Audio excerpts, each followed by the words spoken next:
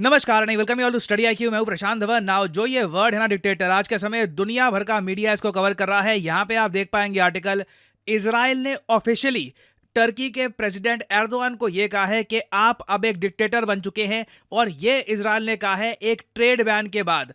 Turkey ने all together सारे trade relations Israel के साथ कट कर दिए हैं। उसके अलावा कई बड़ी मेजर कंपनीज हैं, अमेरिकन कंपनीज जैसे कि मैकडोनल्ड्स, स्टारबक्स, इनके शेयर्स लगातार नीचे गिर रहे हैं क्योंकि इस्लामिक वर्ल्ड में आप देखोगे एक बॉयकॉट फेस कर रही है ये कंपनीज बिकॉज ऑफ इजराइल। और इस वीडियो में हम जानेंगे कि इजराइल और टर्की के रिलेशंस किस तरीके से लगातार खराब हो रहे हैं और इजराइल को किस तरीके से एक इकोनॉमिक पनिशमेंट देने की कोशिश की जा रही है टर्की समेत कई और कंट्रीज द्वारा।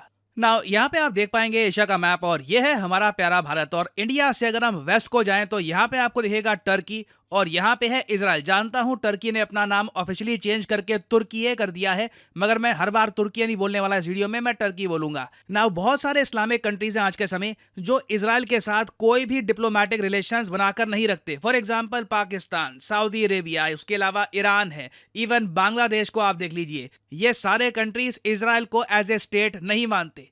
मगर इंटरेस्टिंगली टर्की, जो काफी बार इस्लामिक वर्ल्ड में एक लीडर की तरह खुद को प्रोजेक्ट करने की कोशिश करता है, टर्की पहला इस्लामिक देश था जिसने इजराइल की एग्जिस्टेंस को स्वीकारा था। एक्चुअली आप अगर विकिपीडिया पे जाओगे ना तो आपको एक पेज मिलेगा। पेज का नाम है मुस्लिम सपोर्टर्स ऑफ इजराइल। इस पेज में टर्की का कई बार मेंशन होता है। फॉर एग्जांपल यहाँ पे लिटरली लिखा हुआ है कि Turkey also supports Israel being one of the first Muslim countries to recognise Israel. और ओवर द इयर्स टर्की और इजराइल के जो ट्रेड रिलेशंस हैं ये भी काफी हद तक आगे बढ़े हैं और कई बार तो टर्की ने मिलिट्री सिस्टम्स भी परचेज किए हैं इजराइल से। एक और इंटरेस्टिंग बात आपको ये बताता हूं कि टर्की का एक जो बहुत ही फ्रेंडली कंट्री है अजरबैजान, उसे इजराइल हमेशा सपोर्ट करता है अगेंस्ट ईरान एंड आर्मेनिया। तो हिस्टोरिकली आप कह सकते हैं कि टर्की और इजराइल के रिलेशंस काफी स्ट्रांग रहे हैं। बीच में कभी कभी कुछ स्टेटमेंट्स किसी ने दे दी, कुछ प्रॉब्लम्स आ गई, वो एक बार को चलता रहता है, मगर ट्रेड रिलेशंस हमेशा दोनों कंट्रीज के बीच में बरकरार रहे। मगर आज के समय टर्की की सरकार बहुत ज्यादा प्रेशर फेस कर रही है अपनी खुद की पॉपुलेशन से।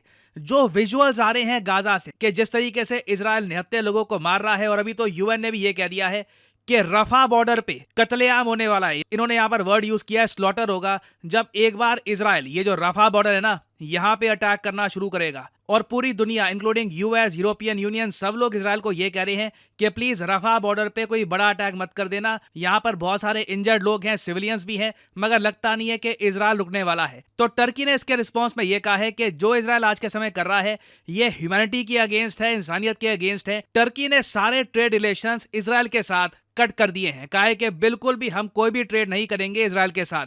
और एक लगातार मैं देख रहा हूं जो एक इंटरनेशनल मूवमेंट चल रही है इजराइल को आइसोलेट करने की, उसमें टर्की ने एक तरीके से अपना कंट्रीब्यूशन दिया है। ऑलरेडी आपने देखा होगा एक बहुत ही इंपॉर्टेंट साउथ अमेरिकन देश कोलंबिया, जो इजराइल से बहुत सारे डिफेंस इक्विपमेंट परचेज करता था, इन्होंने डिप्लोमेटिक रिलेशंस इजराइल के साथ तोड़ दिए। यहां पे आप देख पाएंगे ये है कोलंबिया, बहुत बड़ा देश है नेक्स्ट टू वेनेजुएला। नाउ ये तो हमने बात करी है कंट्रीज की। कंपनीज की भी अगर मैं आपको बात बताऊं तो कई कंपनीज हैं इन्होंने हैवी लॉस फेस किया है because of Israel Hamas war. आपने स्टारबक्स के बारे में सुना होगा, बहुत ही फेमस कंपनी है, कॉफी बेचते हैं ये लोग प्राइमरली। इनके और भी बिजनेसेस हैं मगर प्राइमरली कॉफी बेचते हैं ये। इनका शेयर पिछले एक महीने में 15% गिर चुका है। रीजन आपको पता है क्या है? स्टारबक्स का एक वर्कर यूनियन था जिसने ओपनली ये कहा कि हम लोग बिल्कुल सपोर्ट करते हैं फिलिस्तीन का। स्टारबक्स ने अपने वर्कर यूनियन पे केस कर दिया और ये कहा कि आप फिलिस्तीन का सपोर्ट क्यों कर रहे हो। इस बात को लेकर ना पूरे इस्लामिक वर्ल्ड में स्टारबक्स के प्रति घृणा आ गई। मतलब आप कह लीजिए आज के समय कई इस्लामिक कंट्रीज हैं वहां पे स्टारबक्स को बिल्कुल बॉयकॉट कर दिया गया है। कुछ स्टोर्स पे अटैक्स की भी न्यूज आई है। तो मैं यहां पे आपको बताने की कोशिश कर रहा हूं कि इजराइल किस लेवल का एक इकोनॉमिक प्रेशर फेस कर रहा है। जो कंपनीज इजराइल के पक्ष में बोलती हैं उनके अगेंस्ट बॉयकॉट हो रहा है इस्लामिक वर्ल्ड में। फिर एक एक करके कई इस्लामिक कंट्रीज हैं वो या तो ट्रेड रिलेशंस कट कर रहे हैं इजराइल के साथ या फिर कह रहे हैं कि हम इजरायली प्रोडक्ट्स का बॉयकॉट करेंगे। तो टर्की ने अब उसी लिस्ट को ज्वाइन कर लिया है। और देखो इजराइल ने ये सब देख, उसके अलावा टर्की के कुछ और एक्शंस देखकर एर्दोआन को ये कहा है कि एर्दोआन अब एक तानाशाह, एक डिक्टेटर बन चुके हैं। हालांकि ये जो वर्ड है आज के समय काफी लूजली यूज किया जा रहा है दुनिया भर में, बट इस पर्टिकुलर केस में मैं आपको बताता हूं कि इजराइल क्यों कह रहा है कि एर्दोआन एक डिक्टेटर बन चुके हैं। देखिए, टर्की में आज के समय जो इन्फ्लेशन है, महंगाई दर, ये 70% है। मैं आपको ये बता दूं, किसी भी कंट्री का भविष्य देखना हो ना, उस कंट्री में पिछले कई सालों से महंगाई दर क्या चल रही है ये देख लो। आपको पता लग जाएगा कि उस कंट्री की आबादी के साथ क्या होने वाला है। टर्की में 70% इन्फ्लेशन है। पाकिस्तान में भी 20% के आसपास इन्फ्लेशन रहती है। इंडिया में आपको पता होगा 4-5% के बीच में इन्फ्लेशन है। 70% इन्फ्लेशन का मतलब है कि जो भी इनके लोगों ने कमा के रखा था बैंक्स में, जो सेविंग्स थी, सब लोग धुआं हो रही है।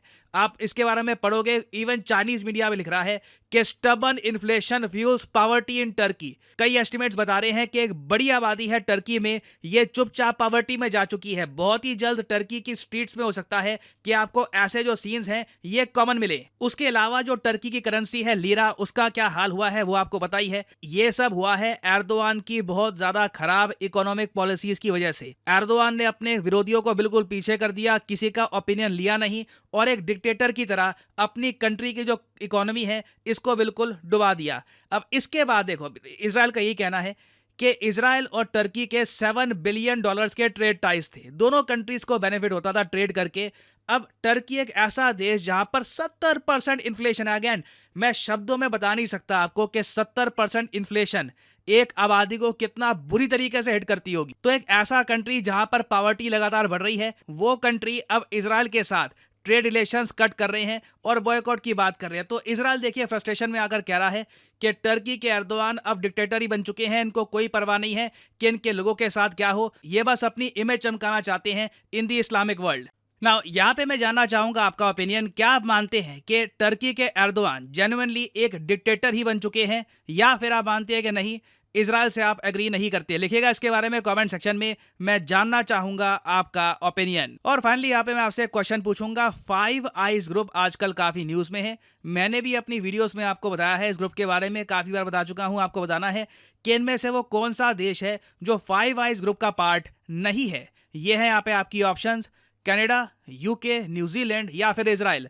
कमेंट सेक्शन में करिए उत्तर। जो लोग सही आंसर देंगे उनकी कमेंट को मैं हार्ट दे दूंगा ताकि बाकी लोग समझ पाएं कि सही उत्तर क्या है। और फाइनली आप लोगों के लिए एक इंपॉर्टेंट मैसेज। अगर आप यूपीएससी एग्जाम की तैयारी कर रहे हैं, आपके पास टाइम है, 1-2 साल का, आप कॉलेज स्टूडेंट हैं, आप रुक के आराम से प्रिपेयर करना चाहते हैं यूपीएससी एग्जाम के लिए, तो कमेंट सेक्शन में जाइए। यहाँ पे आपको मिलेगा ये लिंक, इस लिंक पर करिए क्लिक और यहाँ पे आपके सामने खुल जाएगा ये पेज। अगर आप मोबाइल फोन पे हैं तो आप स्टडी IQ की जो ऐप है ये भी कर सकते हैं डाउनलोड, और यहाँ पे आप परचेज कर पाएंगे स्टडी IQ के वेरियस कोर्सेज। स्टडी IQ के प्लेटफॉर्म में स्टॉक मार्केट से लेकर UPSC, SSC, UPSC optional various courses available हैं। स्टेट पीसीएस कोर्सेज भी अवेलेबल हैं, यहाँ पे आप देख पाएंगे। और जो हमारा फ्लैगशिप कोर्स है यूपीएससी P2I कोर्स, P2I इसलिए इसको कहा जाता है क्योंकि प्रीलिम से लेकर इंटरव्यू तक ये कोर्स आपकी हेल्प करेगा।